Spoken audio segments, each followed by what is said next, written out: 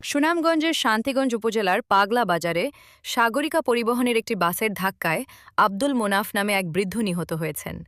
আজ মঙ্গলবার ভোরে সিলেট সুনামগঞ্জ আঞ্চলিক মহাসড়কের পাগলা বাজার বাসস্ট্যান্ডে এই মর্মান্তিক দুর্ঘটনা ঘটে। নিহত মোনাফ উপজেলার ডুংরিয়া গ্রামের বাসিন্দা। তিনি মৃত রিফাত উল্লার ছেলে। স্থানীয় সূত্র ও জয়কলস হাইওয়ে পুলিশ জানায়, ভোরে কান্দিগাঁও জামে মসজিদে ফজরের নামাজ আদায় শেষে কান্দিগাঁওয়ে এক আত্মীয়ের বাড়িতে যাওয়ার উদ্দেশ্যে পাগলা বাজার বাসস্ট্যান্ড এলাকায় মহাসড়কের পাশ দিয়ে হেঁটে যাচ্ছিলেন আব্দুল মুনাফ। এ সময় ঢাকা থেকে ছেড়ে আসা সুনামগঞ্জগামী ঢাকা মেট্রো ও ১২-১৯৬০ নম্বরের সাগরিকা পরিবহনের একটি বাস তাকে ধাক্কা দেয়। এতে তিনি গুরুতর আহত হন। দুর্ঘটনার পর স্থানীয় লোকজন তাকে উদ্ধার করে শান্তিগঞ্জ উপজেলা স্বাস্থ্য কমপ্লেক্সে নিয়ে গেলে কর্তব্যরত চিকিৎসক তাকে মৃত ঘোষণা করেন। দুর্ঘটনার পর বাসটি ঘটনাস্থল থেকে দ্রুত চলে যায়। পরে উপজেলার সদরপুর সেতুর সামনে বাসটি রেখে চালক পালিয়ে যান।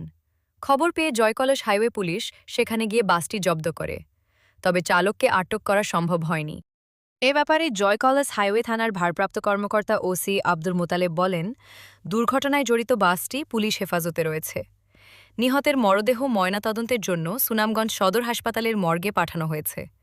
এ ঘটনায় আইনগত ব্যবস্থা প্রক্রিয়াধীন রয়েছে।